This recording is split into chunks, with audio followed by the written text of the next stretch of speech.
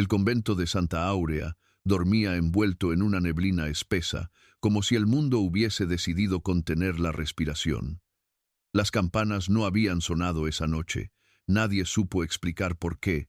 Simplemente, el silencio se impuso con una autoridad más severa que cualquier tañido. Entre los muros de piedra, fríos y antiguos, el aire parecía cargar secretos viejos, oraciones a medio decir y culpas que jamás encontraron absolución. Sor Inés caminaba descalza por el pasillo principal, sosteniendo una vela que temblaba con cada paso. No era miedo lo que agitaba su pulso, sino una certeza antigua. Una voz que le hablaba desde adentro y que no se parecía a ninguna oración aprendida. Llevaba 17 años en Santa Áurea, suficientes para conocer cada grieta del piso, cada sombra caprichosa que las velas dibujaban al caer la noche. Sin embargo, esa noche todo era distinto. El convento parecía observarla. Al fondo del pasillo, la puerta del archivo permanecía entreabierta. Nadie entraba ahí después de completas. Era una regla no escrita, heredada de generaciones de monjas que preferían no recordar lo que esos muros guardaban. Sor Inés se detuvo frente a la puerta. El olor a pergamino viejo y humedad la envolvió, mezclado con algo más, un aroma metálico, casi imperceptible, que le erizó la piel. «No debo estar aquí», susurró, aunque nadie podía oírla. Aún así, empujó la puerta. Dentro, el archivo era un laberinto de estantes altos, cargados de libros encuadernados en cuero oscuro, diarios sin nombre y cajas selladas con cera. La llama de la vela iluminó un cuaderno caído en el suelo, abierto como si alguien lo hubiese dejado caer con prisa. Sor Inés se inclinó y leyó la primera línea escrita con tinta desvaída. «Dios guarda silencio cuando la culpa reza más fuerte». Sintió un nudo en el estómago. Reconocía esa letra. Era la de Sor Beatriz, la monja que había desaparecido 15 años atrás sin dejar rastro. La versión oficial decía que había abandonado los hábitos, que el mundo la había reclamado de nuevo. Pero en Santa Áurea nadie creyó jamás esa historia. Sor Inés pasó las páginas con cuidado. Cada palabra era un latido antiguo, un testimonio de algo que no debía ser contado. Beatriz hablaba de castigos, de vigilias interminables, de confesiones arrancadas con ayunos y encierros.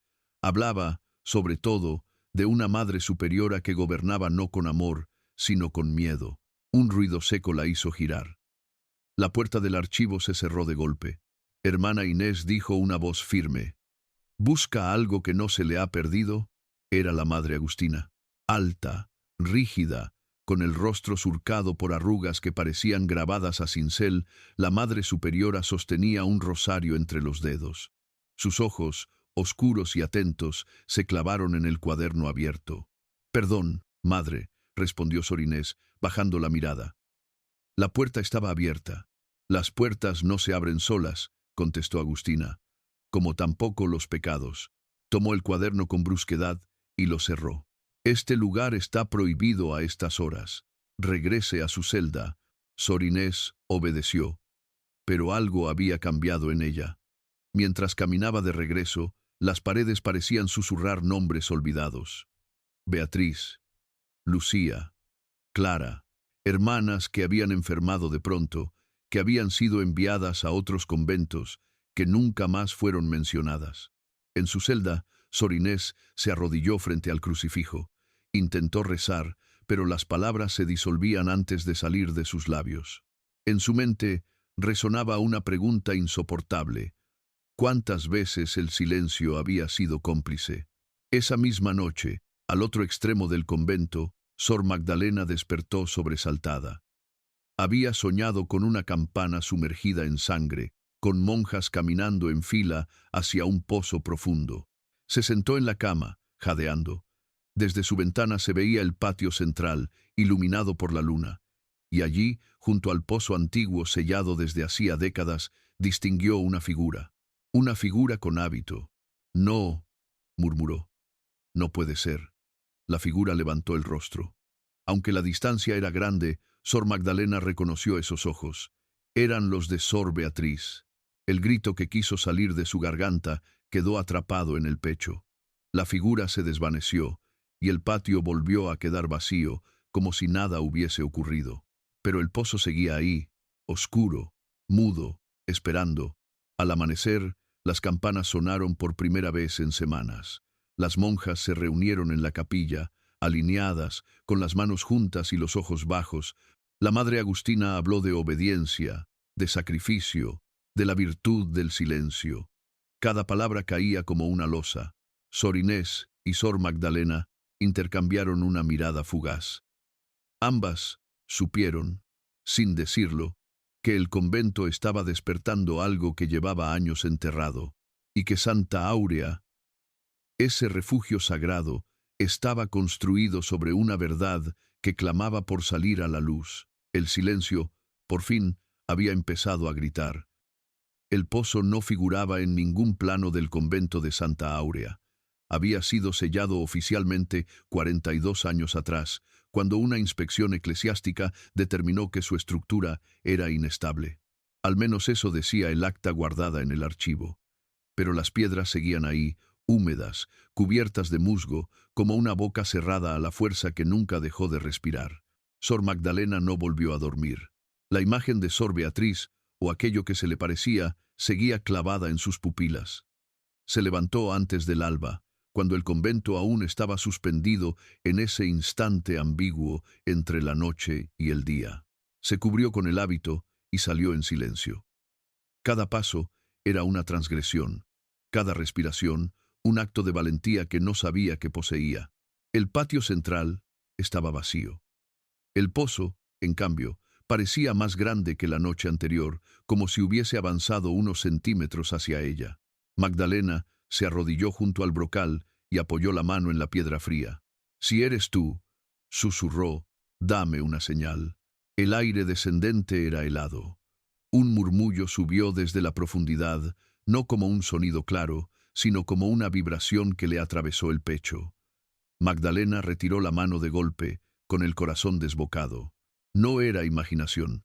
Algo seguía vivo ahí abajo. Mientras tanto, Sor Inés enfrentaba su propia batalla. Durante el desayuno, notó las miradas esquivas, los cuchicheos contenidos. Las hermanas sabían que había entrado al archivo. En Santa Áurea, los secretos se propagaban más rápido que las oraciones.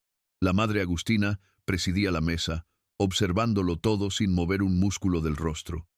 Su silencio era un juicio permanente. Después de laudes, Inés fue asignada a limpiar el antiguo sótano. Nadie lo usaba ya. Se decía que la humedad enfermaba los pulmones. La orden no era casual. La Madre Superiora no castigaba con gritos, sino con destinos. El sótano olía a tierra mojada y a encierro. Las paredes resumaban agua. Mientras barría, Inés descubrió una puerta baja, casi oculta tras unas cajas rotas. No figuraba en sus recuerdos. Se inclinó y tiró del pestillo. La puerta cedió con un gemido. Dentro, encontró una celda. No era una celda común. No tenía crucifijo ni reclinatorio. Solo un camastro de piedra, grilletes oxidados anclados a la pared y marcas de uñas arañando la superficie. Inés sintió náuseas. Aquello no era penitencia, era cautiverio. En una esquina, grabado con algo punzante, había un nombre: Beatriz. El mundo se le vino encima. «¿Cuántas más?», murmuró. «¿Cuántas pasaron por aquí?». Un recuerdo emergió con violencia. Ella era joven, recién llegada al convento. Una noche escuchó llantos ahogados bajo sus pies. Preguntó. Le dijeron que eran ratas. Quiso creerlo. Ahora sabía la verdad. Al salir del sótano, Sor Inés se encontró de frente con Sor Magdalena. Sus rostros pálidos se reconocieron en el miedo compartido. «Tenemos que hablar», dijo Magdalena. «Esta noche, sobre el pozo». Inés asintió. Ya no había marcha atrás. La noche cayó con una pesadez casi ceremonial. Las campanas tocaron completas y el convento se sumió otra vez en ese silencio espeso que parecía observar. Inés y Magdalena se encontraron junto a la antigua higuera del claustro, donde las sombras eran más densas. «La vi», confesó Magdalena sin rodeos. «A Beatriz, junto al pozo». Inés No se sorprendió. Yo encontré su nombre, respondió. En una celda bajo el convento. Ambas guardaron silencio. No era incredulidad, era aceptación.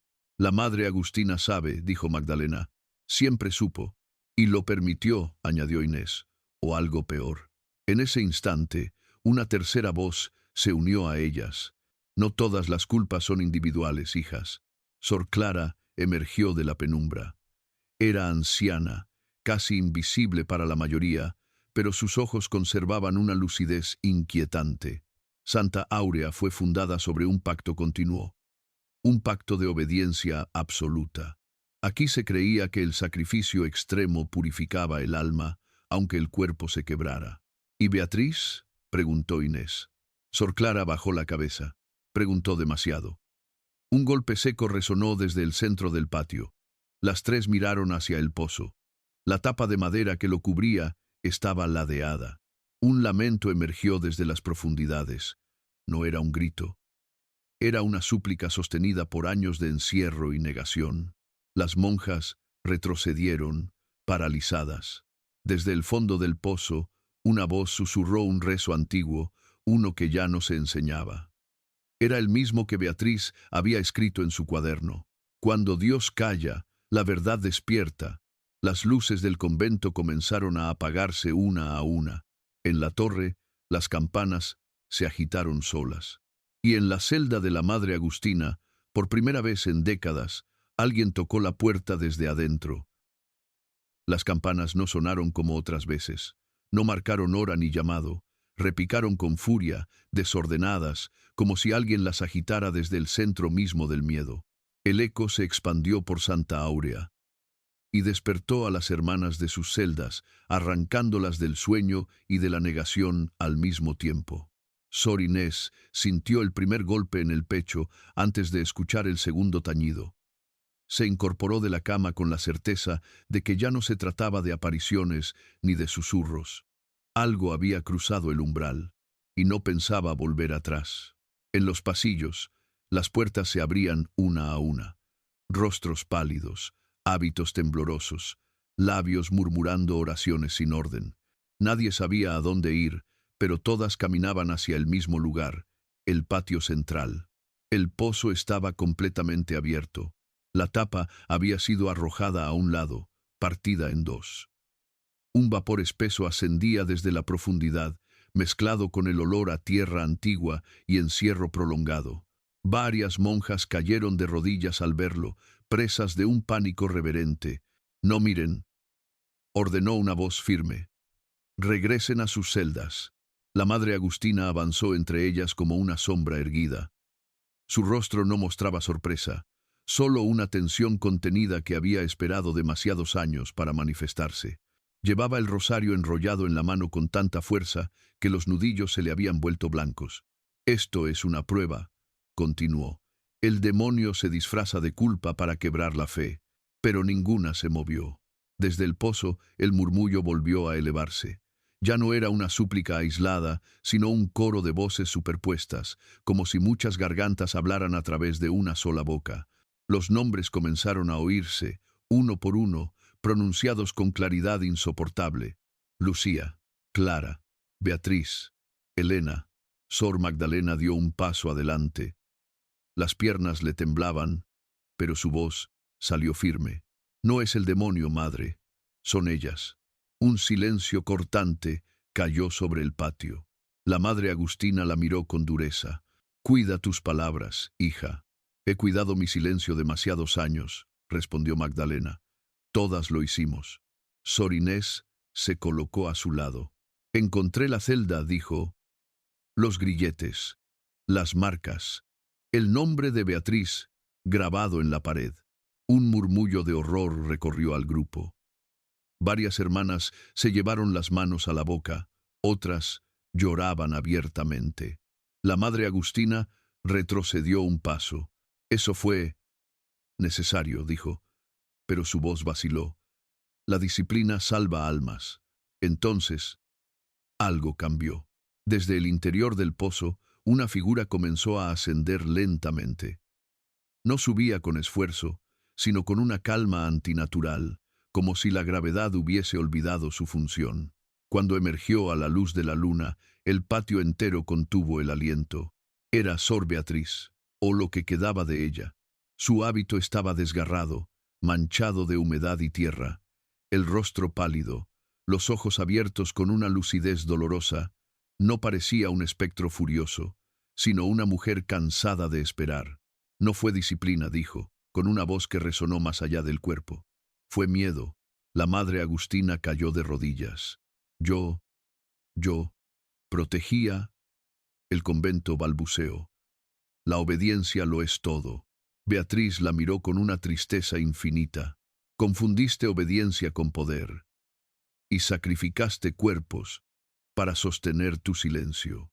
El aire se volvió pesado. Las antorchas se apagaron una a una, dejando solo la luz lunar bañando el patio. Desde el pozo, otras sombras comenzaron a elevarse, no del todo visibles, pero presentes. Cada una cargaba una emoción: dolor, abandono, rabia contenida. Sor Clara, la anciana, avanzó con pasos lentos. Yo lo supe, confesó, y callé. Una de las sombras se volvió hacia ella. El silencio también pesa, respondió. Pero esta noche no hemos venido a condenar. Beatriz alzó la mirada hacia el convento. Hemos venido a ser nombradas. Una fuerza invisible recorrió los muros. Las piedras crujieron. En el campanario la cuerda se tensó sola y una campana cayó, estrellándose contra el suelo del claustro. El sonido fue seco, definitivo. La verdad no pide permiso, dijo Beatriz, solo espera. La madre Agustina levantó el rostro, bañado en lágrimas. ¿Qué debo hacer? Beatriz se acercó hasta quedar frente a ella. Mirarnos. Aceptar. Confesar. La Madre Superiora respiró hondo. Por primera vez sus hombros se encorvaron. Las encerré, dijo. Las castigamos hasta que el cuerpo no resistió.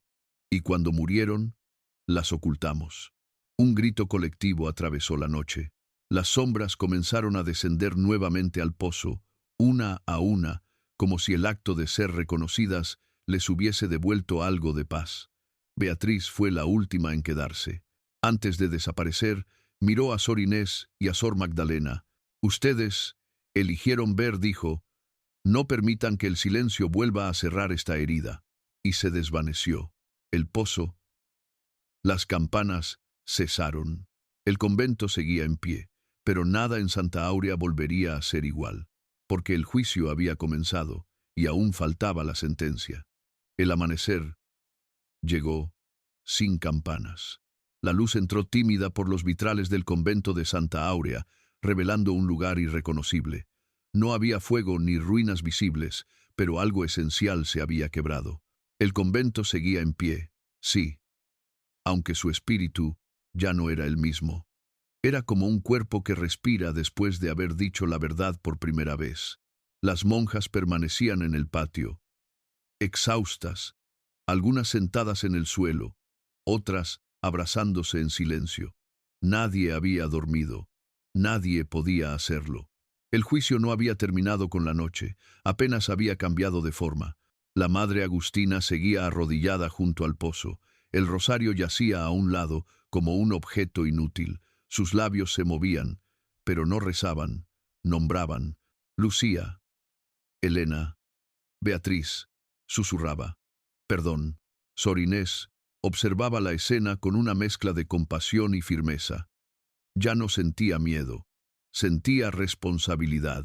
Comprendió entonces que ver la verdad no era el final del camino, sino el inicio de uno mucho más arduo. Madre, dijo con suavidad, no basta con pedir perdón aquí. La madre Agustina levantó el rostro. Sus ojos estaban enrojecidos, vacíos de autoridad. ¿Qué más queda?, preguntó. He perdido todo. Sor Magdalena se acercó también. Queda decirlo afuera, respondió. A la iglesia, al mundo. Un murmullo de inquietud recorrió al grupo. Eso destruirá Santa Áurea, dijo una hermana joven. Cerrarán el convento, quizá, contestó Inés. Pero seguir callando lo destruye cada día. El viento recorrió el claustro. Por un instante pareció traer consigo un eco lejano, como un último suspiro que ya no dolía. Horas después, llegaron los primeros pasos ajenos al convento. Un obispo, 2 sacerdotes, hombres con rostros graves y libros bajo el brazo. La madre Agustina habló. No se defendió, no justificó, confesó. Cada palabra era una piedra retirada del muro del silencio. Las celdas ocultas fueron abiertas. El sótano, iluminado. El pozo, inspeccionado. La historia que Santa Áurea había enterrado comenzó a escribirse de nuevo, esta vez con nombres completos y fechas reales. El veredicto fue rápido. El convento sería cerrado. No como castigo, dijeron, sino como acto de purificación. Pero todas sabían la verdad. Santa Áurea no podía seguir siendo un lugar de oración mientras su memoria sangrara. Días después, las monjas empacaron sus pocas pertenencias. Algunas serían enviadas a otros conventos, otras abandonarían definitivamente la vida religiosa. Nadie juzgó esas decisiones. Cada una cargaba ahora con una conciencia despierta, y eso pesaba más que cualquier hábito. Antes de irse, Sor Inés y Sor Magdalena regresaron al patio por última vez. El pozo había sido sellado, esta vez con una placa de piedra. No llevaba advertencias ni símbolos religiosos, solo nombres. No para olvidar, dijo Magdalena. Para recordar bien. Inés asintió. El silencio ya no les pertenece. Cuando cruzaron el umbral del convento, la luz del sol las envolvió de lleno. Por primera vez en años, respiraron sin culpa. Esa noche, el viento recorrió las ruinas de Santa Áurea. Quienes vivían cerca juraron escuchar campanas suaves, no de alarma ni de juicio, sino de descanso. Y algunos dijeron ver luces encendidas donde ya no había velas. Tal vez eran ecos, tal vez eran despedidas. O quizá era solo la verdad, que al fin había encontrado paz. Fin.